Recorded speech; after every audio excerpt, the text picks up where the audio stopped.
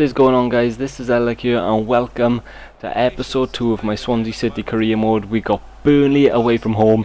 I know that intro is a bit dramatic. Sam Vokes there with a chance. He really should have done better to score there, Sam Vokes. Early on into the game I thought that we were 1-0 down already. As you can see, as you can see, the starting teams at the start of the game. I've had to play Wayne Routledge. I'd usually play Jefferson Montero there, but he was actually injured for the start of the season. I'm not sure whether he's on the bench or not, but he was a 50-50, so I decided I'll play Routledge. I don't want him to get relegated again. Under the cosh here at the start of the game, Burnley put us under a lot of pressure, had a lot of good chances. See George Boyd, you're forcing a good save out of Michel Vorm, but yeah. Like I was saying, the start of the games, every game, it won't be as dramatic as that. I thought I'd hype it up a little bit for the first Burnley game. But as you can see, Moto Barrow down here down the right hand side. Puts it into Lorente, bad touch, but it falls nicely. And the first goal of the Premier League season. I think I called it the Barclays Premier League in last episode about 20 million times. It's not the Barclays Premier League anymore, it's just the Premier League.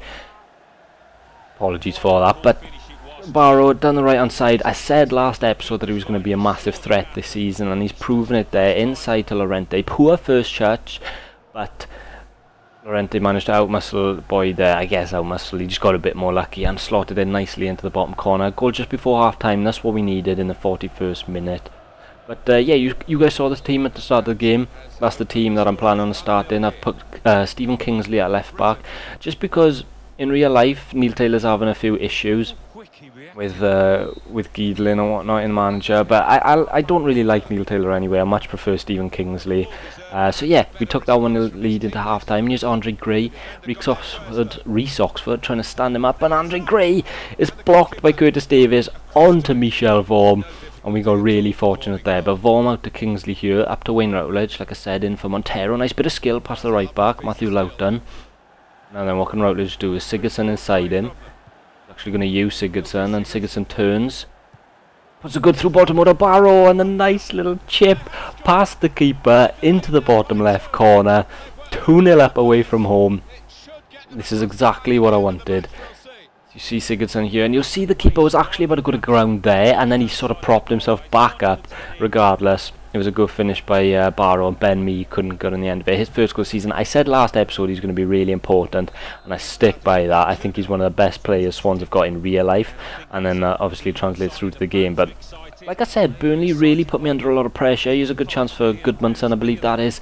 Good save from Michel Vorm, 1-on-1. That's exactly what I wanted to see from him, just to justify the sort of swapping of the keepers. Obviously Fabianski's a really good keeper. Good chance here, Ki Sung-young, who came off the bench. Good through ball to Mo Barrow inside here. Nice little bit of trickery, gets himself into some space, and I think he probably could be doing better from that, as you'll be able to see from the replay here. I thought it was a lot of pressure by the defender, but he actually managed to get himself in enough space, and I thought he might be able to tuck that into the bottom right, left-hand corner, where he scored the first one. But yeah, as you can see, coming up to the end of the game here, we managed to win it 2-0, a nice 2 goals away from home and a clean sheet. That's exactly what we wanted. I know it's like Burnley, Sean Dyche there, my manager, shaking hands. I know it's Burnley, whatever, but you know, every game is a hard game in the Premier League, so really happy to have won that game. A nice clean sheet again, like I said, and this really props us up for a good season ahead, I'm hoping. Okay guys, so on to the second game of the, I was about to say Barclays Premier League season again, into the second game of the Premier League season. We've got Hull City at home, first competitive game at the Liberty Stadium. I was looking forward to this game. I just wanted to calm the play down. You know, we were at home. I wanted to play some nice football. Here's the team here. I believe it's an exact replica of the last team. We've got Jefferson Montero on the bench. He'll be coming on later on into the game, hopefully. Like I said, last game, coming back from injury. And obviously we've got Curtis Davies there, the ex-Hull City captain. Playing against his former club. Here you can see Hull City's team, a couple of new signings in there like Henriksen, Mbokani, who used to play for Norwich. You've got David Marshall in there, ex-Cardiff City keeper. But yeah, like I said, I just wanted to play some nice football, keep the ball a lot, and yeah, so it was Ryan Mason, obviously a very good signing. Out to Robertson here, gets past Norton a bit too easy. It falls right through to the other wing back. I believe it's Odubajo. What a shambles of a goal. Absolutely awful defending. I can't believe it when this went in. You guys will see from the replay just how bad it was. I think that's wing back, crossing to wing back. That Robertson is a good player. I might look at signing him, and you can see that form just helps the ball over the line.